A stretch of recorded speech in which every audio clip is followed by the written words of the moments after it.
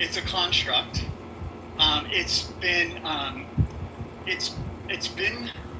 helpful and problematic. It's been used against people of different ethnicities.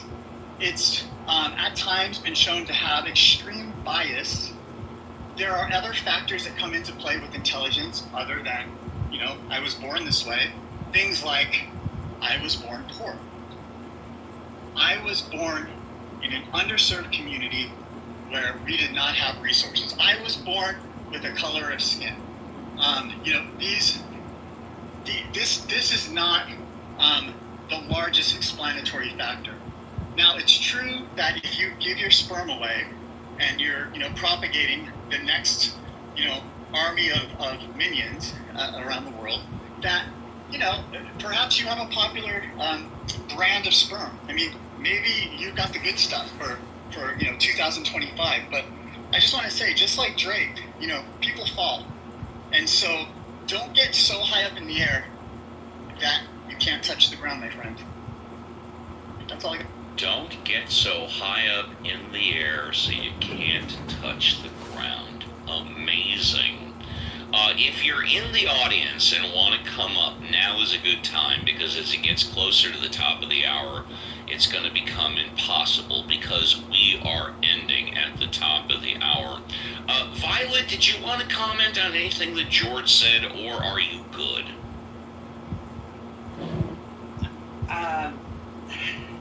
That was purely eugenics, Steve. I was glad when he got his first class as a word, the VIP. Okay. For sure. Well, Violet, it pleases me to no end that you like what I did. Lynn! Sorry, Violet, did you want to follow up, or no? No, just that I like a lot of things you do, Steve. Well, Violet, I like a lot of things that you do, too. Let's go to Lynn. Lynn, did you want to comment on George or anything? Yeah, I just want to say that, I totally agree with Violet, and I was thankful for the... You like things that I do as well? I do. Lynn, thank you.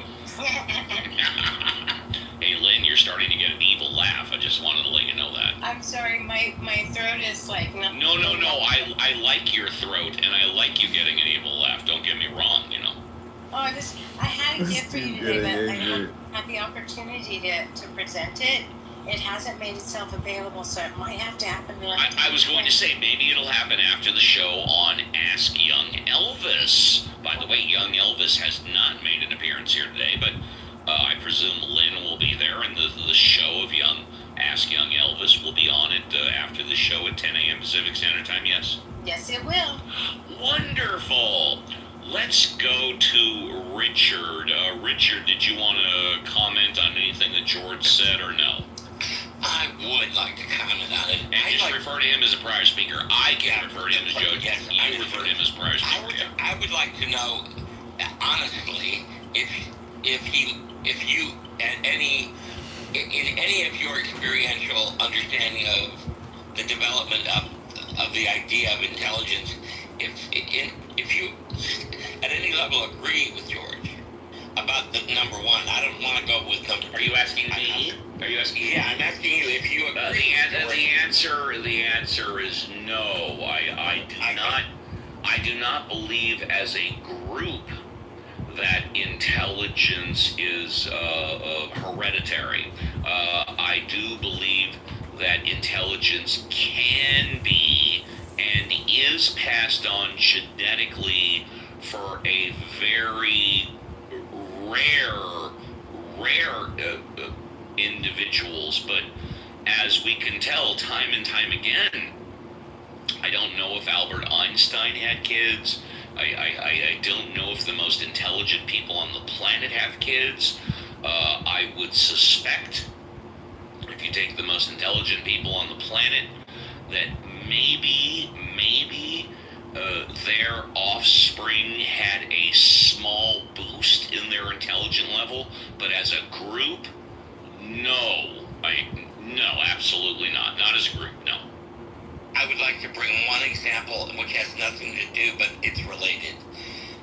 There was a nephew of Adolf Hitler who emigrated as a child teenager, I believe, to the United States, volunteered for the United States Army and served with tremendous valor in fighting the Nazis. Interesting point. I'll leave it at that. Thank you very much. Let's go to our physicist, John Malincrot. John, any truth that intelligence as a group is passed on based on the group? John Malincrot, are you there? John is busy IRL, probably enjoying the beach. Oh, there we go. Hey, John. I am. Yeah, I don't know if you can catch me. I'm walking. I can hear you now. Yeah, sure. Intelligence passed on by the group? John is busy. Okay, fine. Let's go on to Benjamin. Benjamin! Is intelligence passed on by the group? Yeah, I don't Did think you pass your amazing intelligence down to your daughter? I tried. But she became a fine arts graduate. And that's not the apple falling from the tree, in my opinion, but maybe. Does she communicate with you like once a month or something? Oh, yeah. That's pretty intelligent. If I were her, I wouldn't communicate with you daily. Steve, unlike you, she did not hang on to her mother's aprons, and she's not going to keep her mother's religion for the rest of her life. I communicate with my dad at the most, like every other day, most of the time, like once a day, and I have dinner with them twice a month, you know? Yeah, you're still joined at the hip. You got that religious connection going on. My family... if you consider what I just said, joined at the hip, then yes, you're right. Well, you still got your bassinet religion at an old age. My dad doesn't pay my bills. My dad doesn't support me. My dad doesn't approve of everything that I do. But we still love each other to death. Being a bastard, my dad never paid my bills, never supported me. Mm-hmm. Not even once. I had to carry my own water. Really? Didn't you grow up in his house before you were imprisoned in the cult for 20 some odd years? No, I'm you were homeless. You were a child on the street signing shoes. Well, not exactly, but we were poor. Okay. If dirt could be poor, we were poor. No, I just think that George really exemplified the qualities, the fine, upstanding qualities of the American educational system, and for those that are on stage that have paid to have their intelligence upgraded in a educating institution. Yeah. Some of you got a good deal. Some of you actually did get a little bit more intelligent. I know Scott got every dime that Scott paid in education was money well spent. But I want to say prior speaker is fully entitled. I mean, I don't know why he hasn't gotten it yet. He is completely entitled to a refund on that. Whatever that was, that was dysfunctional. It did not take. It did not work. Nothing happened there to benefit. And I would say his students are also entitled to a refund for the same reason. So I think that everybody there is entitled to a refund. And I love a former speaker said in the chat that as long as there is a group to go to and socialize with, it's the same, doesn't matter what the group is. And I just think that person doesn't believe it, even though he's right below me. Doesn't believe it because it does matter what groups we associate with. The KKK is a group, people went to it and associated with it, and I just don't think any reasonable person would think that it doesn't matter what kind, the quality of the group that you associate with. Right, exactly. So again, these educated people on stage are really stupid sometimes. I couldn't agree with that statement more. Educated people on stage sometimes are really stupid, and I couldn't agree with that. Okay. Oh, my friend! I feel responsible for failing, my job as an educator. My friend! All right. Apparently haven't been able to fix everybody. Let's say hello. Let's say hello to the founder. Let's say hello to the. Yeah, nice. You have a good night? Yeah, it was good enough. It was good. Good night. Went to the gym this morning. Did the gym. Oh, wow. Gym. That's good. Fatty, go to the gym. And how are you? I'm doing well. I'm headed to the beach soon. Nice. Beach and gym. And I met a beautiful Jewish girl last night who has been divorced for, I don't know if she said a couple months. Wow, amazing. That sounds like very lucky for you. But she has a kid, unfortunately. That's a bummer. But I mean, that could be, I don't know, that could be good. That could be good. Yeah, I'm not saying it's bad. I'm just saying, like, the problem is if you start dating a chick that has a kid and, like, the ex-husband is in the picture, it's like, I just want to date you. I don't want to have anything to do Right. with another guy that you're still attached to because you have a kid with him. It's like, That's annoying, yeah. there's this X factor there, and it's called your ex, and it's like, I will tell you this, though, I don't think she's here, so she can't hear me. Let's make sure that she's not here. I don't think my girlfriend is here, but basically my girlfriend's, yeah, she's not. My girlfriend's parents had a horrible marriage. And they got divorced when she was 7 years old, and it fucked her up.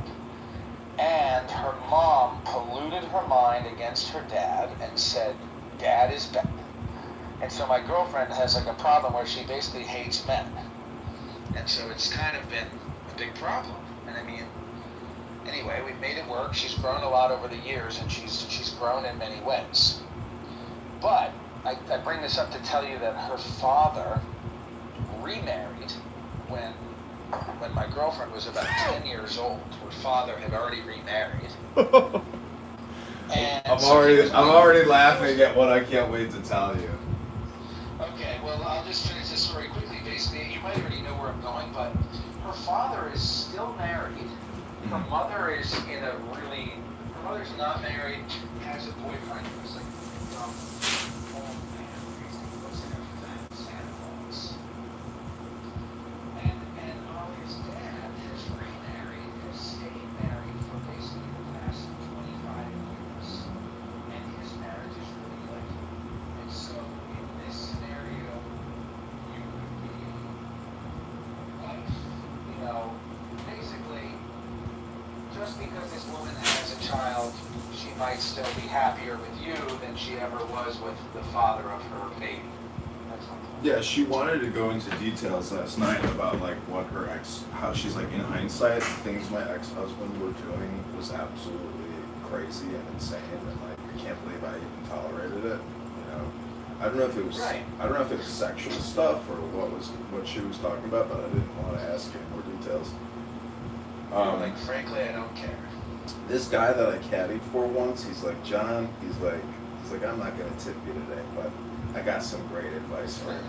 I was like, all right, what's the advice? And he's like, see that woman out on that golf course? I love that woman.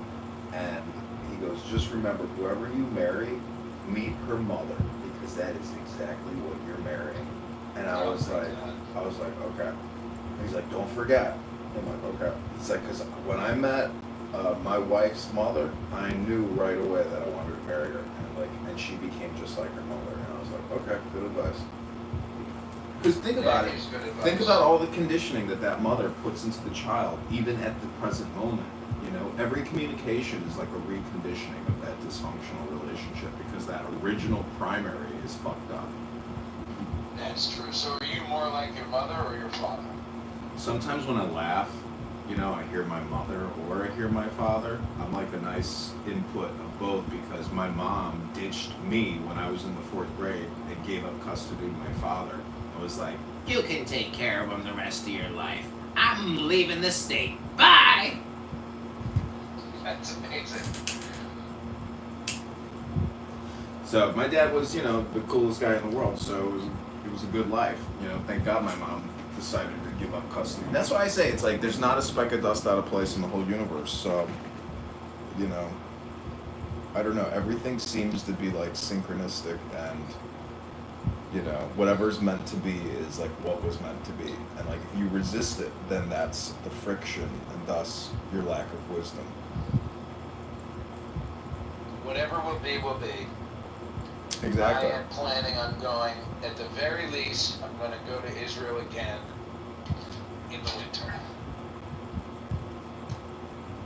Dude, you should come to Chicago, swipe right here for a week. I'll put you up in an Airbnb. You could find your that'd be fun. You could find your shidduch in Chicago if you don't think that that's the one. But I mean, the hard thing is like. Can I tell you my? Yeah, sorry, I don't mean to cut you off. I'm just saying, like, if you're investing, I mean, that's the thing about relationships. It's like until you're married, you're not married, and so like all is fair in love and war. I hate to break it to you, like, but it's a hard fact for me to face too. It's like every chick that I fall in love with, it's like, oh, love, okay, well let's talk about war, because everybody is. I'm going to kill your baby. Yeah, everybody is. I'm going to kill him. Everybody is just. Nobody can like. I don't know. I'm just saying most people are very selfish, narcissistic, egocentric, and that's their life. And like they're not going to change just because you say, "Hey, read this book." That's life, People are not operating off of a book. Well, it's funny. My girlfriend, who I'm currently with, and I've been with her for 6 years, and it's damn near long enough to get married, but we're still not married. But on our first date, we talked about the Tao Te Ching, and she talked about how much she loves the Tao Te Ching. Well, but then I don't think that she really she doesn't really love it like I do. I mean, the thing is, it's about integrating that information, but also refreshing it. Because every time I read it, pick it up again, or I pick up Tanya, or I pick up any book, I'm just like, man, I'm so stupid because I didn't know that. It's like a new experience every time you read a book. So I told you about that book. I really think you would like this. I know for a fact, actually, I remember telling you about it, but you should check it out. The Book of Five Rings. Mm-hmm. I told you about that one? I think so, yeah. That was really good. That's probably, I finished it maybe 2 weeks ago, so it's still kind of fresh in my mind, but that's like Tanya and Tao, I've read them all, and it's like a rereading. But the Book of Five Rings, it was a brand new book for me, and I just listened to it on audiobook, and it was really good. Yeah, I mean, the thing, I sent you that picture of Rebbe. Right, I like that post. That was amazing. One act of kindness. I read that at the gym. I think that rabbi is on Clown House. I think he is. Rabbi Raps. Yeah, I'm pretty sure he's like in all the Clown House Jewish rooms. I think he is. Is it Nick said? No, I think it's like he goes with a dog PTR. I can't remember his name. They might just sound alike. Oh, but the dog butthole? No. Oh. Were you there for that? No. I think his name is Matt. He has a picture of his dog, looking over its shoulder, like the dog is looking out the window, and he took a picture of his dog from behind. And then, Edward, the blind F-word Edward, piece of garbage. Yeah. So Edward was like, why would you take a picture of your dog's asshole? Do you want to have sex with your dog? And then I said, the fact that you look at this picture of this fucking cute dog, and the first thing you think of is putting your dick in the dog's butthole, says a lot more about you than it does about anybody else. But it really is like a projection confessional booth on this app, because people just want to get out what's inside their head, and they're willing to sacrifice, their surveillance capital to get the talk therapy. Funny. Do you think that your go-to insult about other people is what you're afraid is true about yourself? Because my go-to insult about other people is, you're a fucking asshole. And that's like my number one fear about myself. Is that I'm a douchebag, that I'm a piece of shit, that I'm a fucking dickhole. And then I say that about other people. I'm like, you're a fucking jerk. That's like, I would never say, like resistance is like, you're a fucking pedophile, you fuck 8-year-olds. It's like, that doesn't even come to my mind, frankly. Yeah. Like, I think that says more about you than it does about me, sir.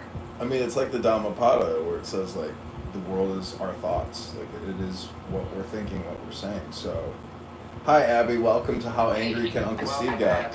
Check with you. I'm in a noisy pool right now. That they were trying to summon you yesterday. Like everyone was trying to get a hold of you.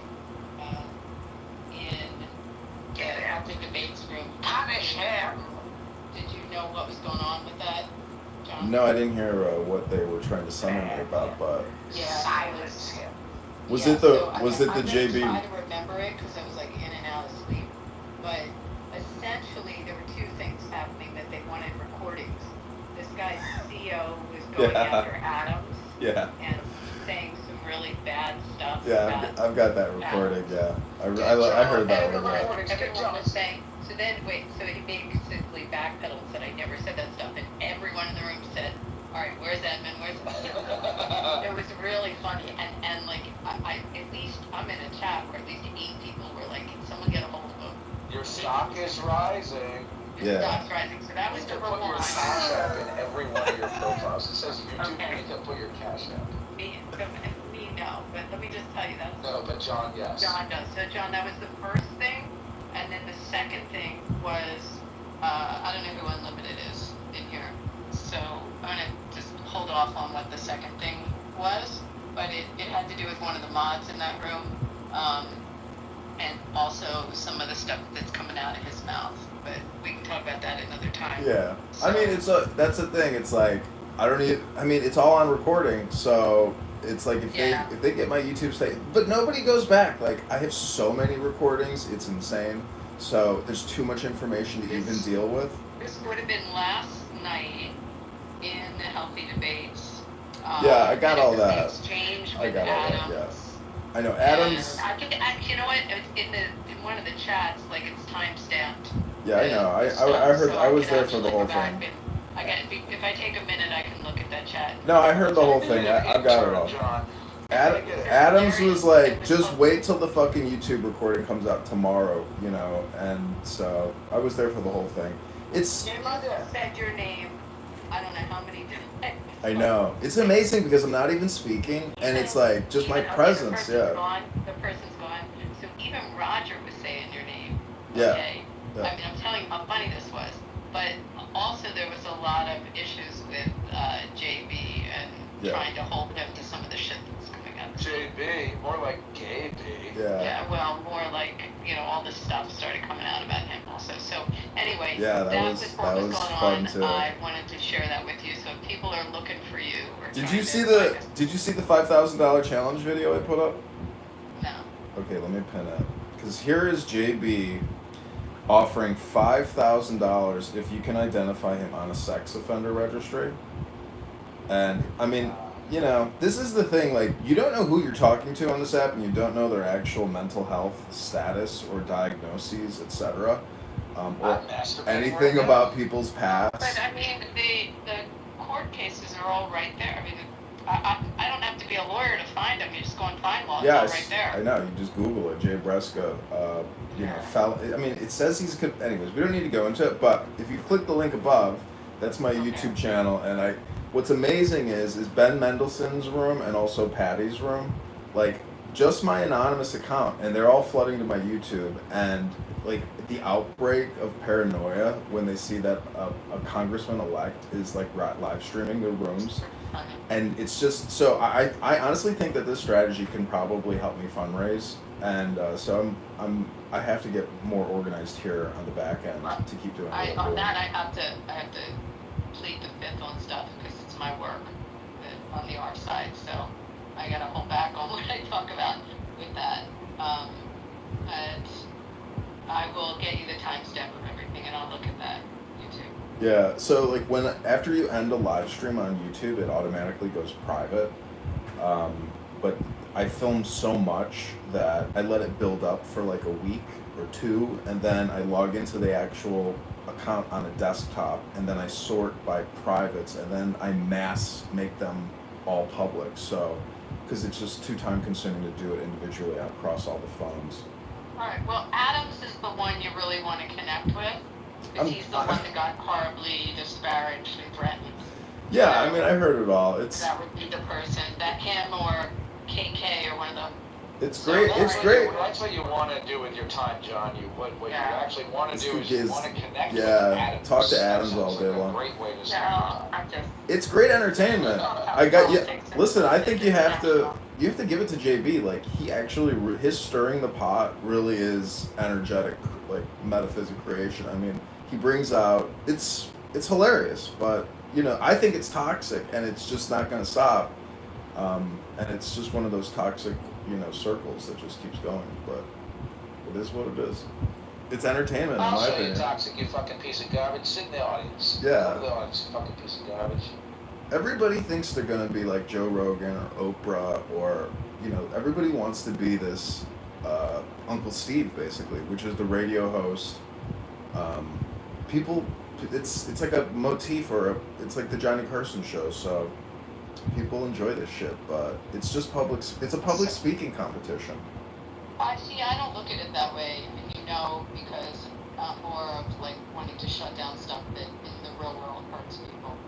And certain things are said, and certain tropes are said over and over. You have people that like hang up their phone, go out into the world and try to hurt. And I know, but respect. Can I ask you, Abby? Can I ask you how old you are? no, well, I mean you can, but I'm a lot older. You're not gonna. Yeah, so that's my assumption. You don't even have to tell me how old you are, but you're Gen X or potentially older. Potentially older. Okay, so no offense. I mean in the most respectful way possible, but I think that I'm only a couple of years younger than John. Basically, I think that I put you in the same category as like Norm or even Alan, although Alan is a much older. But I mean, you guys are like reasonable people. I think of you as a very reasonable person. When Abby comes off the mic, she's going to have something that she just read or something related to your job, or you're not going to insult people. I've never heard you like trolling, but there's this part of it. I don't know what my conclusion is, basically, that I don't associate you with trolling. That's all I'm saying. You're not frivolous with your I communication. mean, my work now is specifically in this field, and actually based out of the city where John is our central command center. But a lot of it is significantly tracking hate and where it's starting to percolate. And what you don't know is that as much as these recording rooms, you've got law enforcement heavily monitoring now social media. I mean, in a different way than it used to. So they're not just looking at Facebook or Twitter. I mean, this app's on the radar. And when you're in these rooms and you have people, it's more than just saying, and obviously I'm tracking what you said about Jews. It's more than just saying we're cockroaches or we hurt them. It's really going off with threats, and we've had some bad threats in here. So it's paying attention to it. And there's some bad actors that show up on here. And then the fear is that they go out in their community and they, vandalize or bust up something or put a swastika on a building, or if they don't do it, they're hanging out with people that are doing it, and it's just ways of tracking. And again, for me, it's shutting it down out. When I hear people go up, like in one of his rooms the other night, there was some guy named Bud Bully, I guess the guy's name. I mean, it was just a whole monologue of how we are destroying his life and any person in his ambit existence by just existing as Jews. I mean, it was just bad stuff that he was saying. I don't want to repeat all of it. So for me, a lot of it's shutting that down. So, and that one, I just tried to change the topic and thank our soldiers for doing a great job in Iran and tried to move the conversation somewhere else, which I got in trouble for doing that. So, but anyway, I come at it from a very different place. I don't know, filming these rooms and essentially like doxing myself with my name, my location, all this stuff. it's like it's such a trip knowing that they get paranoid and it disrupts their communication and their little like hot box. It's just to me it's a trip to like be in a room in it with an anonymous account and hearing them talk about me for an hour, or just like how it totally diverts whatever, because it's all a huge waste of time. So I don't know, it's fun doing what I'm doing, and without this anonymous feature, I mean, it wouldn't be possible. And it doesn't seem like YouTube is taking down my accounts like they have done in the past because of these recordings. And it could be because I'm actually, with registered with the FEC running for Congress. So maybe having that status prevents them from wanting to take down my accounts. Or I'm still getting privacy requests, like Patty's Politically Incorrect Room, and L Stern is also reporting me regularly. But what do you do when you hear something really bad? Like, does your antenna go up? How do you react to that when you hear? I report the clubhouse. yeah, I generally screenshot and then I report. But I have heard so many strange racist remarks and conspiracy theories, and some of them, it's just all over it's just too much to deal with, and so I just let it go. And I know that basically by recording, it's like the easiest way to do this and not let it like sit in my consciousness, in my memory, so I can just go on with my life and be productive. Like, I'm telling you, just set it, record it, set it, and forget it, because all these people are their own worst enemy, and the more you have on them recording, and basically this is like a snitch app, and they did have a tip feature on here where if you could actually like just email them, and they would like individually look at your tips. So it's Joe Armenia and I got it. Where is that feature? I did not know that was here. that was put out in their town hall like a year ago. Joe was like, we do have Does it still exist? I'm sure that it probably goes to Joe Armenia, he's probably just sitting in the Gmail. Like they just use it as a collection for, gossip and snitching. But I don't think people I haven't heard anybody speak about it in a year, but I'm just saying that this app is a surveillance app, and people make all kinds of insane comments, and so you can do a diagnostic on somebody's like psychological status, their mental health, etc. There's this whole human interrogation, human type component to this thing where people just come on here and open up, and that is, from a psychological perspective, like an observational perspective, is really interesting. And like that thug bully guy, there's a lot of those people. But you can go to X Spaces. There's this one room, I didn't know about it until Pepe told me, but it's called JQ Radio, which is Jewish Question Radio, and you will hear like insane communication, a lot of Nazi Hitler stuff. And that I know gets tracked. I know that the X stuff is tracked. That I know firsthand. Well, I mean, from the people involved in it. So for sure, I didn't know how much they had Clubhouse on their radar. But also, let me just leave you with this other thought. We have a lot of internationals that come on, and now obviously they're looking for the cells more tied with Iran these days. But we have a lot of international that come on, and they can track these accounts. Is it the VPNs or IPNs? They're able to sometimes figure out who it is, what country they're coming from, and that arm of our protection has ramped up quite a bit as well. I mean, Prince probably aren't going to be on U.S. soil. Prince communicates in Arabic.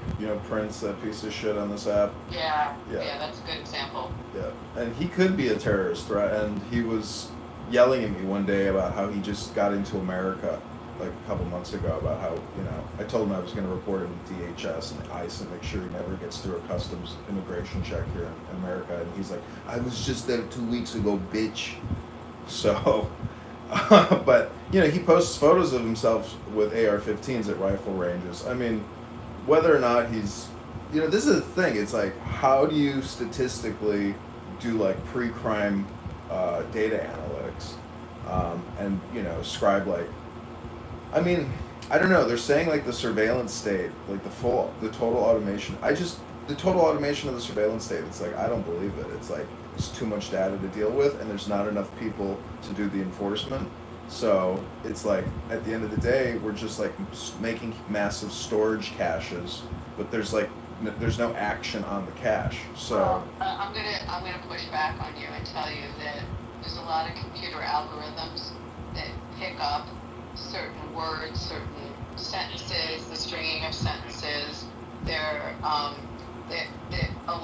are computer programs, a lot of them, that can do some of this work that you're talking about, and they use them because groups like ADL use them to track as they're looking in places like Twitter or Facebook, and they'll have just certain words or phrases that are the targeted phrases, and that's not government, that's NGO, but I know that there are programs that do that. did you see the Glastonbury festival where they were chanting death, death, death, yeah? Unbelievable. But what we're in England, that's different. Anyway, I'm gonna go back to the pool, but I just wanted to tell you that there's an APB out for you from everyone. Yeah, I mean, I'm just the default guy now at this point because I'm the recorder. But yeah, thanks, I appreciate it. And what can I say? I mean, if these people didn't do what they're doing, I wouldn't be able to do what I'm doing because they're the content.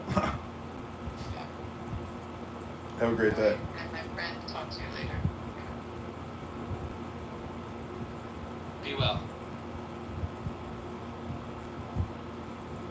I asked the AI to come up with other slogans like "Death to the IDF" or "From the river to the sea," and it says that it can't do that. Look what Joe B wrote, that they can't afford to expend memory to hold most replays. I create a lot of rooms, and like, if you just look at my profile, it only shows you like 10 of them. But if you go to the house, most of these rooms, I believe, are like stored in the house. But it's not everything, right? Yeah, it's not. It's only some of them. It deletes your shit now. So this app does not have retention, but YouTube sure does. And watching this app in a video format, I think, is cool. But anyways, what are you doing? What are you doing the rest of the day? I'm about to have a meeting with a new therapist on the phone. Oh, you mean Clubhouse doesn't act as a free therapist for you? Not enough, I guess. I mean, you do realize that you're just putting information into your brain when you talk to a therapist. So, when I was very depressed, my dad sent me this book called The Feeling Good Hand Guide Book. Let me get you these sheets about overthinking, about generalization, The Feeling Good Handbook, Cognitive Distortions.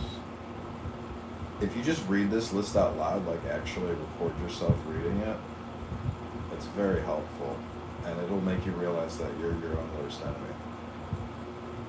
It's very smart. This is basically, it is cognitive behavioral therapy, but all or nothing thinking, overgeneralization, jumping to conclusions, magnification, minimization, emotional reasoning, should statements, labeling, personalization, and blame. Read this because, like, if your therapist doesn't even fucking show you this, well, I'm a better therapist then, because this shit is smart. And unless you increase your intelligence, like, what is therapy? What is therapy? It's like, are you gonna make me smarter so I'm not so fucked up or stupid? Like, read this list, click that link, read it out loud, and then you will remember it, program yourself with it, and say, I'm overgeneralizing, I'm mind reading. Like, you'll be able to identify your cognitive distortions. I still use hypnosis though, because in a way, the theory that all communication is hypnosis, if it's true, it's terrifying, because look at Mamdani, look at AOC. They're actually just hypnotists, and they're propagandizing and programming us with their bullshit. So, in a way, all communication is hypnosis, and it's a very controversial and obnoxious thing to say because nobody could accept it. But what if it was true? So, it's a theory, but it's something you should be considerate of. Anyways, click that link above, and then talk to your therapist, and then read the list above again and be like, you know what? That Congressman Kitover's right. Yeah, no, I appreciate this. This is a great list. Yeah, screenshot it. I just saw this thing. I was just going to tell you briefly. I saw this thing that was measurement. What was it? It was like a graph showing how much each of the Supreme Court justices spoke, how many words that they each used for their opinions in the most recent decision. And a lot of them used around 4,000 words. Brett Kavanaugh used 2,000. Clarence Thomas only used 96 words for his opinion. And Ketanji Brown Jackson used 11,000 words. Wow. So as far as like all communication is hypnosis, like if you just spam your hypnosis with 11,000 words, like 11,000 beats 4,000. It just does. It just wins. So spam, spam, spam. Spam your political hypnosis because it creates comedy and it's all a form of projection anyway. So spam, spam, spam. Yeah, I mean, less is more, but the thing is, if you can increase your bandwidth, in the simulacra or in the network, it has marginal effects probably. But when you're a hot Puerto Rican in a red dress, wagging your ass, I mean, it's like the perfect combination of a superior hypnosis. Beauty with perceived intelligence when it's actually not intelligent. Beauty plus idiocy equals hypnosis. Yeah, sex sells. AOC is the perfect example of propaganda and sex. Idiocracy? Yeah. Okay, yeah. Have you seen these shows? There are TV shows that I watch with my girlfriend sometimes. One of them is called Wipeout. Have you ever heard of this show? No. Wipeout. Okay, so it's like an obstacle course show where they have to run the obstacle. I think it was a Japanese show first that might have been called Banzai. And this show is literally Ow My Balls, if you remember from Idiocracy when they watch Ow My Balls. I don't know if you remember that. But anyway, that's what people are watching. They're watching Ow My Balls. Ow My Balls. Yeah, I mean, I gotta tell you, like, when people are like screaming out my name, like, he's fucking recording the room right now. You're all on live. Don't say nothing. Don't talk no more. And then somebody will start playing, what's Beyonce's husband's name? Jay-Z. And it's funny because my initials are Jay-Z. So I'm just like, they're playing my song. Yeah. And then I gotta change the channel because it'll kill my copyright. Oh, they fuck you up by playing. They just know that. They're like, oh, let's fuck them up with the copyright. Yeah. One of them, I mean, you haven't done this in a while, but there are some of your catchphrases have stuck with me.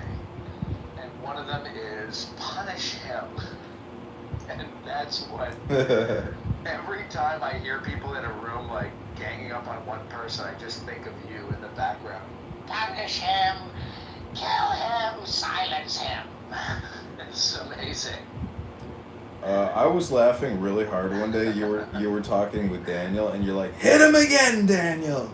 Hit him again!" That to me was fucking hilarious. I thought about that for quite a while. That was stuck in my head for like quite a bit. Well, you saw Rocky? Yeah. You remember Rocky with? Oh yeah. In Rocky 1, one of my favorite moments is at the very end when he's finally fighting Apollo Creed, and his girlfriend Adrian is cheering him on from the sidelines. Mm-hmm. And she yells at Rocky. She yells at him. She says, "Hit him!" I was like, that is amazing advice, Adrian. That is very good advice for a boxer. Hit him! Isn't that amazing how Sylvester Stallone like, you know, wrote that, starred in it, and like he manifested, you know, $100 million out of that. Oh yeah, that's a great movie. I mean, the original Rocky is a fucking American classic for sure. He doesn't even win in the end. He just goes toe to toe. Mm. Yeah, Rambo was also a cool movie. I don't know, Sylvester Stallone's a living legend. Him, Arnold, like those guys are, you know, that kind of movie career will never be duplicated. And everything is now essentially, you know, condensed and made cheap and for China and generic. Arnold wrote a good book that my girlfriend read that I didn't read the whole thing of, but when she was reading it, I was like flipping through it. And Arnold's book is called Be Useful. Yeah. And I thought that's a pretty good message, you know, how God, use me, how make me a vessel, how can I be useful today? It's pretty nice book. Well, the role of the therapist or the guru or the swami or the teacher, that's never going away, and it doesn't cost you anything to really be that. But the thing is, it is of high value, and so I heard Elon Musk saying like at this, I think he was in Wisconsin, he was giving a speech, and he's like, most people have no idea how hard it is to create value, and I'm like, man, it really is very difficult to create value. But when you look at like a lot of these gurus, many of them do create great value for their listeners or their, you know, from a teacher-student perspective, because most people don't have access to very high-value information. And like that link above would be an example of very high-value information that your therapist may not even know of, or she'll say, "Oh, I know all Think this." of another movie. Have you ever seen this movie Kumare? No. Oh man, you would like that movie. Kumare. I don't know if you like watch. Do you like watch movies? You don't really seem like a big movie guy. Are you kidding me? Do you have any idea what I do with my life? I record. I thought make. you like read books. I read books, but I. Hot chicks. I record Clown House. Right. Fucking 70 hours a week. I mean, it's so you insane. gotta watch movies while you're doing it. All right. Well, this movie Kumare is really right up your alley. Have you ever heard of it? He's like a fake guru. No, I've never heard of it. Bro, it's amazing. So it's this Indian American guy. He like has an American accent, but he's Indian. Uh-huh. And he says that he wanted to expose like fake gurus. Mm-hmm. And so he said, all that I had to do was talk like my grandmother. And then he puts on these robes and he like pretends to be a guru named Kumare. Mm-hmm. And then he like has a following in Phoenix, Arizona. And people just start flocking to him because he looks like a guru. And then he's sitting with them and he's like, if I'm Kumari and you're like somebody who needs a guru, I say to you, okay, John, what do you think Kumari want you to do today? And you're like, I don't know, Kumari. I guess you would want me to go to the gym and not be a fatty and I guess record people on Clown. He's like, yes, record on Clown House. That's what Kumar. He just says to like the fat person, what do you think Kumari want you to do? And the fat person is like, I guess lose weight. And he's like, yes, exactly. That's what Kumari wants for you. Like, anyway, I'm not doing it justice. I have to go. I'll talk to you soon. But that's a great movie. Okay, take care. Have a good day.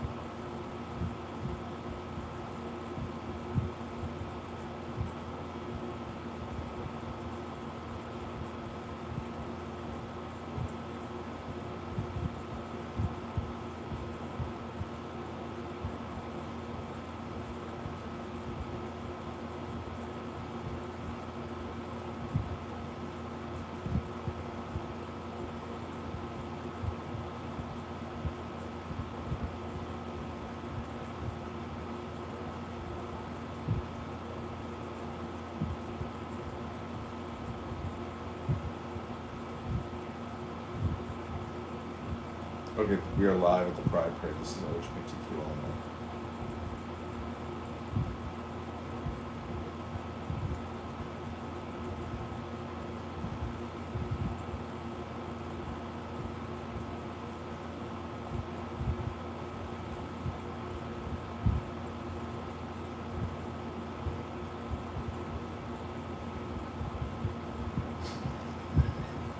We are live at the Pride Parade. Click the link above.